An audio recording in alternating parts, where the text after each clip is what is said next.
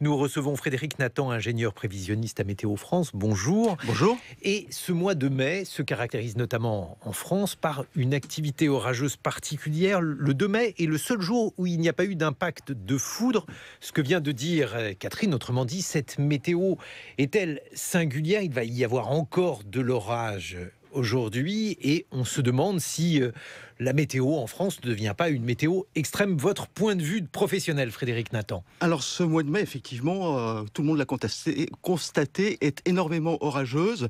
Alors c'est lié à la situation météorologique particulière qu'on est en train de vivre. On a ce qu'on appelle un blocage au niveau de la Scandinavie, des hautes pressions sur la Scandinavie, qui favorisent l'apport d'air froid en altitude entre le proche Atlantique, l'Espagne, le sud de la France. Et d'autre part, de l'air très chaud qui est remonté depuis le Maghreb, au niveau des basses couches, au niveau du sol.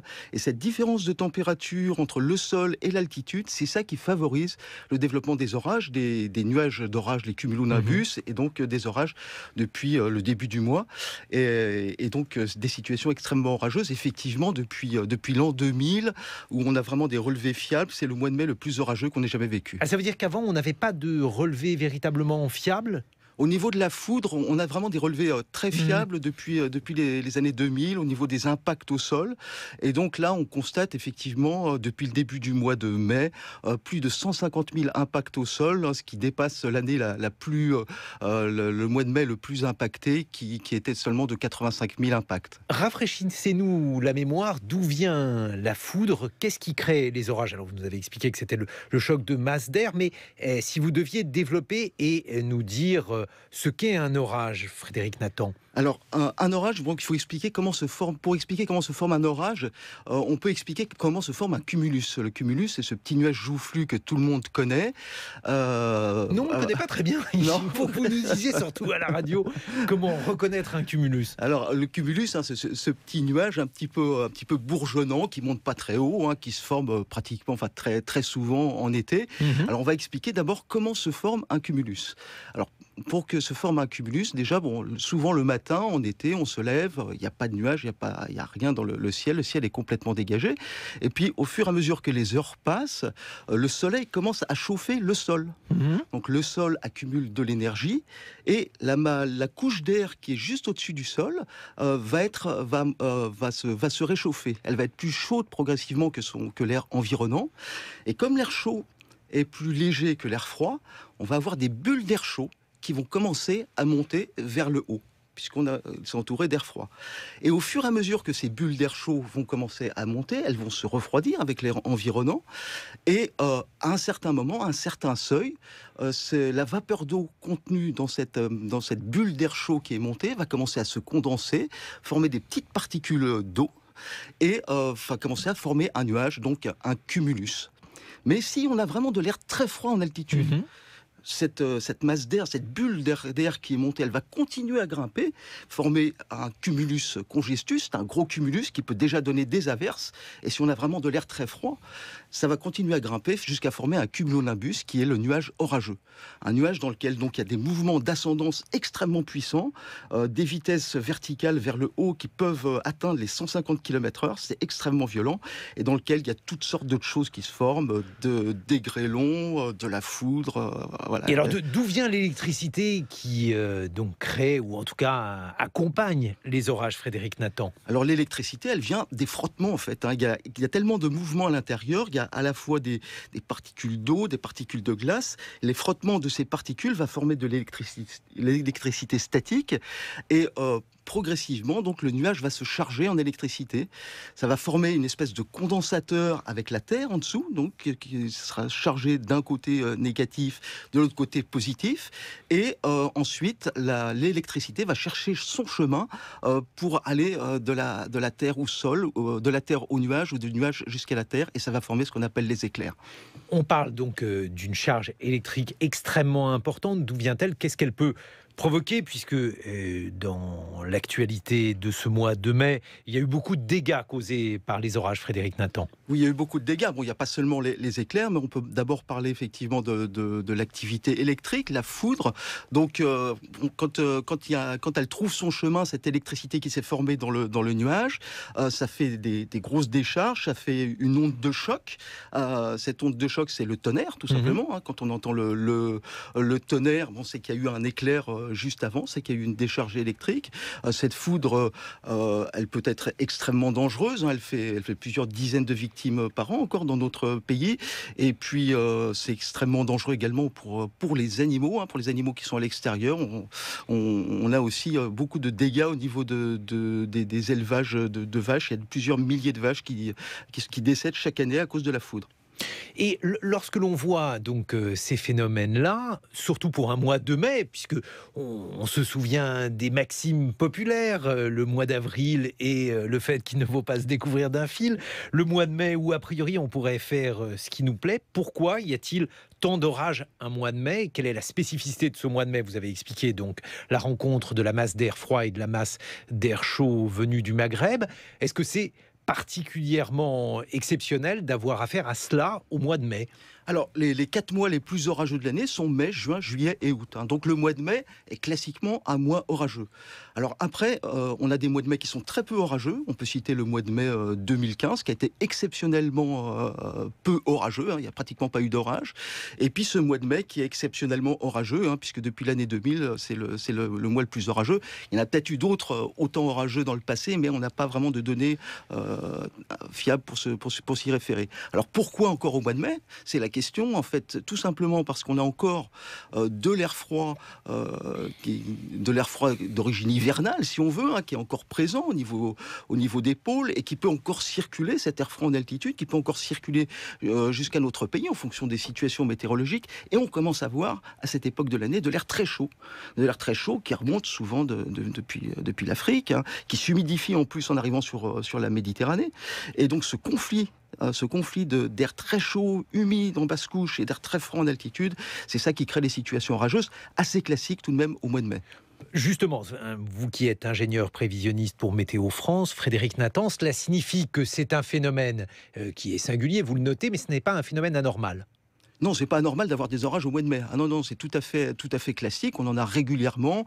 On relève en moyenne un peu plus de 50 000 impacts par mois de mai, si on fait une moyenne depuis les années 2000. Alors cette année, c'est vrai, c'est vraiment exceptionnel. On en est à plus de 150 000 impacts. C'est très, très important. Et pour autant, on a l'impression que les phénomènes extrêmes se succèdent en France. Par exemple, il y a quelques mois, on parlait d'une sécheresse. C'était le cas d'ailleurs l'année dernière sur une bonne partie de la France.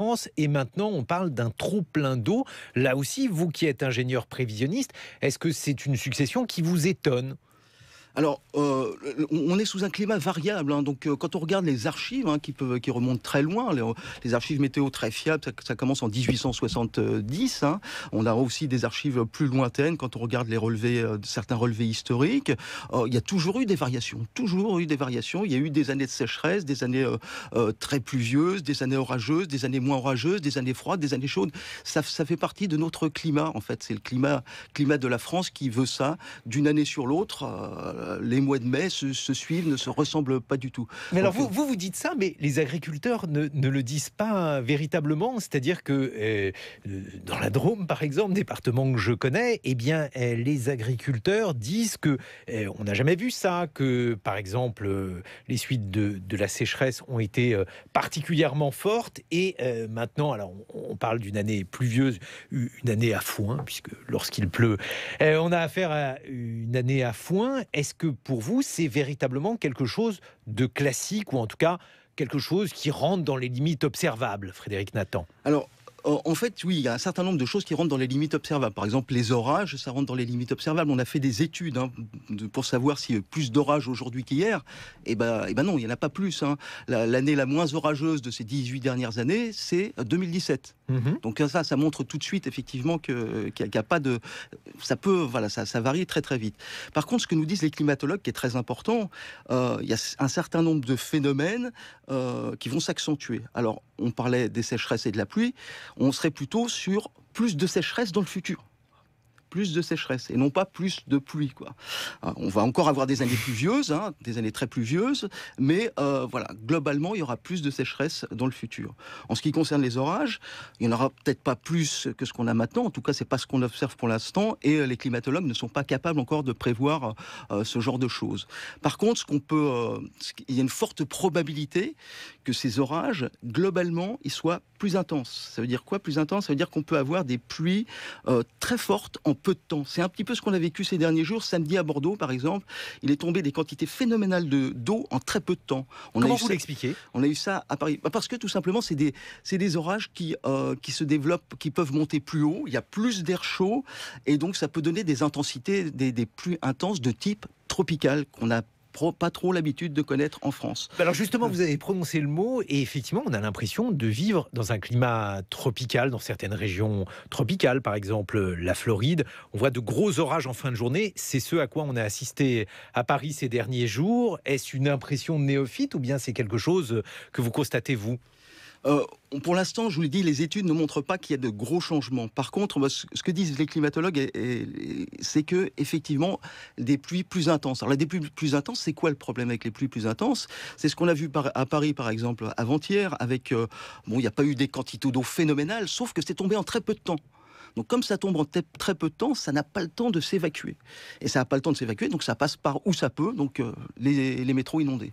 Donc c'est ça le problème avec ce type de pluie très très intense, effectivement, dont on n'a pas l'habitude. Il va falloir gérer ça, à mon avis, dans le futur. Il y a une carte de France des orages. Par ailleurs, lorsqu'on prend donc l'Hexagone, on se rend compte qu'il y a des zones qui sont très peu touchées par les orages, par exemple Brest, la Bretagne, toute cette façade-là, tandis que les Alpes sont particulièrement frappées par des orages. Comment vous l'expliquez en tant que prévisionniste, Frédéric Nathan ?